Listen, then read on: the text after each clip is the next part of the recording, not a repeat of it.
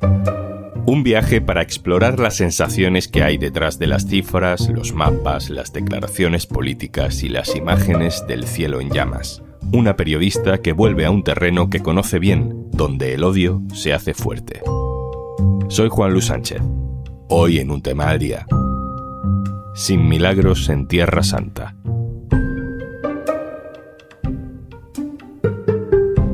Una cosa antes de empezar. Tenemos una súper oferta para ti. Disfruta de todos los contenidos de eldiario.es y Podimo por solo 3,25 € al mes. Tienes todos los detalles en eldiario.es/promo Podimo. Francesca Ciccardi, hola.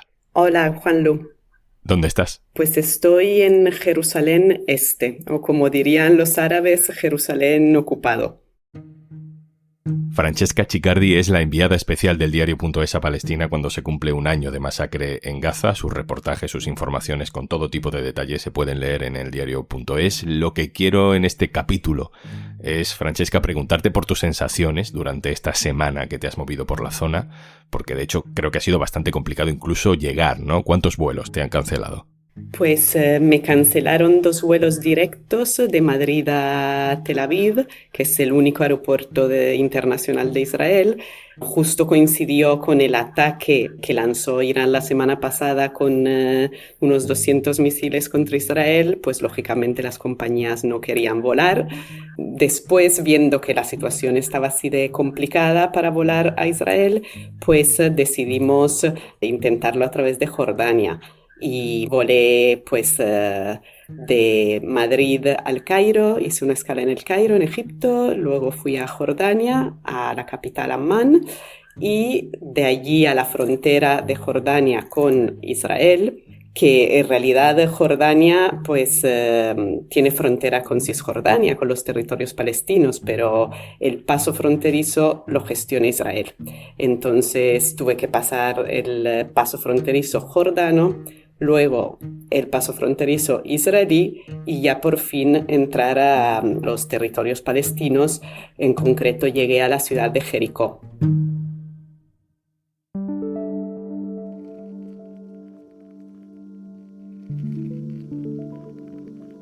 Y cuando llegas a Cisjordania, que desde luego no es Gaza, pero que también ha sufrido mucho, ¿qué sensación tienes? Yo supongo que uno puede tener 2 reacciones muy diferentes, ¿no? Mira, la gente está haciendo vida normal, o de entrada darte cuenta de que es una sociedad totalmente traumatizada por lo que está pasando. ¿Qué primera sensación tuviste?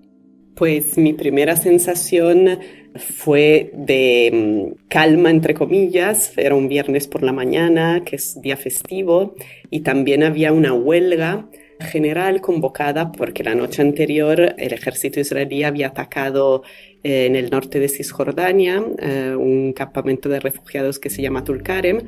Y bueno, pues había matado casi a 20 personas. Fue un ataque, uno de los mayores que ha habido en los últimos 20 años. Y claro, la gente estaba pues afectada por eso y muchos negocios estaban cerrados. Es su forma de protestar. Y luego, al mismo tiempo, te das cuenta que sí, que la gente intenta seguir haciendo su vida. Es viernes, van a la mezquita a rezar, van a tomarse un té. Pero hay muchos obstáculos, muchos impedimentos para hacer vida normal. Por ejemplo, para salir de Jericó después del rezo del mediodía, que habitualmente pues los musulmanes van a casa de sus parientes, comen, se reúnen como si fuera un domingo en España. El ejército israelí había cerrado todas las salidas de la ciudad, había checkpoints y durante 2 horas no pudimos movernos. Y esa es la vida que le toca a los palestinos todos los días. Es imprevisible cuando pueda haber una redada, una incursión del ejército. Han arrestado a mucha gente y han matado también a centenares de personas. Y hay que tener en cuenta que los trabajadores palestinos, muchos de ellos trabajan en Israel, pero desde el 7 de octubre muchos no tienen permiso para venir a Israel a trabajar. Te hemos leído, Francesca, reportajes, crónicas en el diario.es en las que has hablado con familias en Cisjordania, pero que tienen sus parientes en Gaza. No sé si te quedas especialmente con algún caso. Pues pude conocer a una familia en Cisjordania, en la ciudad de Belén, que tiene pues parientes en Gaza, en concreto pues la mujer es gazatí y toda su familia se encuentra allí, mientras que el marido estuvo viviendo en Gaza y tiene algunos parientes y todavía pues amigos, conocidos, pues no conseguían comunicar con sus familiares y veían las noticias de sus familiares en la tele o, bueno, de las poblaciones donde ellos vivían, de los campos de refugiados. Pero los palestinos también están muy acostumbrados, ¿no?, a este tipo de violencia constante y de que la muerte está detrás de la esquina, puede ocurrir en cualquier momento. Entonces, lo que me comentaba esta señora, Gada, de Gaza, es que, claro, toda su familia vive allí. Si, por ejemplo, bombardean su casa y matan a toda su familia, matan a decenas de miembros de la familia. Y en concreto, pues esta familia de Cisjordania, Gada y su marido Osama, han perdido un hijo en 2021, lo mataron las fuerzas israelíes y claro, conviven, ¿no?, con esta realidad, con el luto, con la pérdida y aún así, digamos, son personas fuertes y siguen haciendo su vida en este contexto, ¿no?, de luto casi constante y de lucha. Has estado también en Israel, has ido a echar, por ejemplo, un vistazo a los eventos de conmemoración de las víctimas del atentado de Hamás del 7 de octubre. Entiendo que pasar de un lado a otro es mucho contraste. Sí, el contraste es fuerte, de forma muy diferente. Cada uno lo vive, lo cuenta y también se siente víctima, ¿no?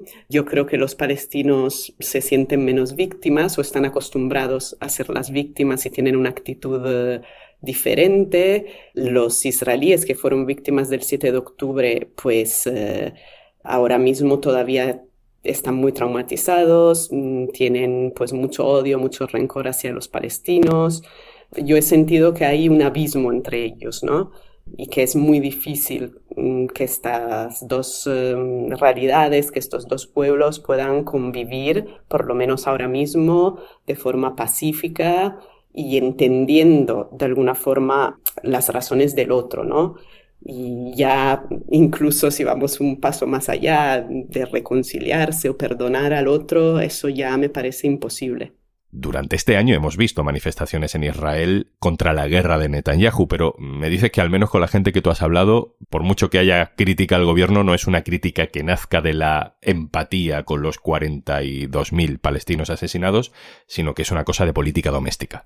Exacto, sí, en las conmemoraciones por las víctimas del 7 de octubre y en los encuentros con los familiares de los rehenes, no hay mucha referencia y no hay mucha empatía hacia el pueblo palestino o lo que está pasando en Gaza, sino más bien una reivindicación de, oye, vamos a parar la guerra para traer a los rehenes a casa y para recuperar también los cadáveres de aquellos que o bien han muerto en Gaza o bien murieron el 7 de octubre y los cadáveres fueron secuestrados, ¿no? En concreto, el padre de 2 rehenes me dijo que sigan haciendo lo que quieran con Gaza, ¿no? Si siguen masacrando a los gazatíes y si siguen destruyendo la franja, le daba igual a este señor y creo que ese es un poco el sentimiento, ¿no?, común o por lo menos entre los familiares de las víctimas y de los que han sido afectados directamente por el 7 de octubre. ¿Hay preocupación a pie de calle en Israel por la escalada de violencia, por la invasión del Líbano o por lo que pueda pasar con Irán? Yo creo que hay cierta ansiedad, intranquilidad en este momento aquí en esta región por parte de todos, porque no se sabe lo que puede pasar. Algunos israelíes sí que me han comentado el ataque de Irán de la semana pasada, que lanzó pues unos 200 misiles, aunque no causó ninguna víctima aquí en Israel, pues bueno, sí que se sienten vulnerables y sí que se sienten víctimas, ¿no?, de este ataque indiscriminado, esta hostilidad por parte de Irán, y lo mismo pasa con Hezbollah en el Líbano. Es muy diferente, yo creo, cómo se siente respecto a Gaza y a los palestinos que al final están aquí, ¿no? Conviven con ellos en este territorio disputado, mientras que Hezbollah está en el Líbano, los israelíes no tienen ninguna relación con Líbano, llevan en guerra toda la vida y bueno, Israel está bombardeando Líbano, entrando por tierra y ya está, ¿no? Y lo único que le afecta a la población es que siguen cayendo cohetes en el lado israelí de la frontera, hay pues decenas de miles de desplazados y eso les hace ser víctimas, ¿no? Más víctimas que los que están debajo de los bombardeos en Beirut, por ejemplo. Y respecto a Irán es que yo diría que un odio casi visceral, ¿no? Y también hay que tener en cuenta pues un poco la manipulación y la propaganda, ¿no? Que hace el gobierno y que hacen los medios aquí y que al final pues el gran enemigo, el gran Satán es Irán. Estás en Jerusalén, has estado en el sur de Israel, también has estado en Cisjordania, has pasado por Jordania, pero no puedes entrar en Gaza. No solo porque sea muy peligroso, recuérdanos por qué no.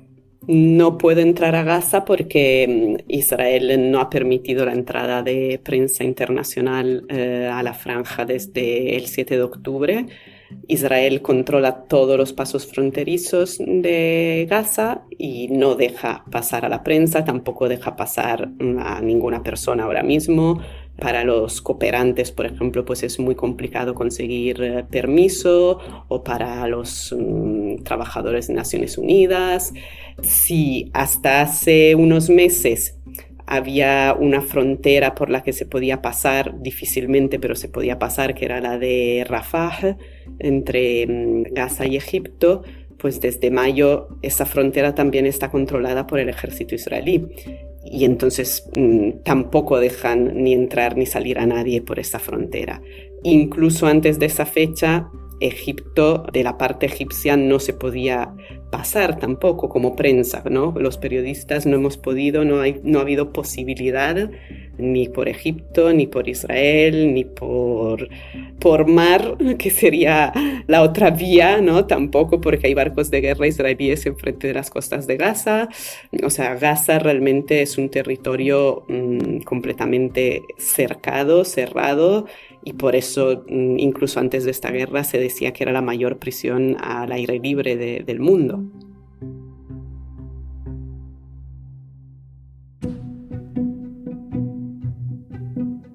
Francesca, la última. Tú eres experta en la zona, has vivido durante muchos años en la zona, has pasado todos esos años moviéndote entre los diferentes países de Oriente Medio. Ahora que has ido desde España y que vuelves en unos días, ¿qué sensación te traes?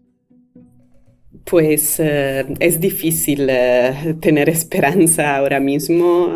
Yo veo la situación bastante complicada, no sé si más complicada que otras veces, porque esta región siempre ha estado muy convulsa, ¿no? Pero con el actual gobierno en Israel y con las actuales ofensivas en Gaza y el Líbano, pues creo que el camino seguirá siendo el de la violencia, ¿no? Y cuanto más violencia, pues eso alimentará también la violencia por el otro lado. Entonces, ahora mismo hay una espiral muy peligrosa. A mí me da mucha pena ver esta región así, porque como has dicho, pues he pasado años de mi vida aquí, conozco a gente y, en fin, es una pena, ¿no? Y eso también está alimentando mucho odio entre los dos pueblos y en general entre los árabes y musulmanes y los israelíes y judíos, que al final no es todo lo mismo, ¿no? O sea, Irán no es árabe, pero es musulmán y odia a Israel, y por eso al mismo tiempo entonces ya los judíos también se sienten odiados por Irán. Bueno, es que es todo muy complicado y realmente haría falta, no sé, un milagro, ¿no? Esta la llaman la Tierra Santa, pero aquí no hay milagros, creo. Francesca Ciccardi, enviada especial del diario.es a Oriente Medio. Muchas gracias. Gracias a vosotros. Y antes de marcharnos, hemos pensado en ese momento en el que te evades de tu propia vida y desconectas de todo escuchando historias fascinantes. Cierra los ojos y disfruta de los mejores documentales sonoros en Podimo. Y recuerda, si entras en eldiario.es/promo Podimo, tienes una super oferta. Por 3,25 euros al mes, te haces socio de eldiario.es y podrás escuchar todos los podcasts de Podimo sin publicidad. Esto es Un Tema al Día, el podcast del Diario.es. Si te gusta lo que hacemos, necesitamos tu apoyo. Hazte socio, hazte socia del Diario.es en eldiario.es/socio. El podcast lo producen Carmen Ibáñez, Marcos García Santonja e Izaskun Pérez. El montaje es de Pedro Nogales. Yo soy Juan Luis Sánchez. Mañana, otro tema.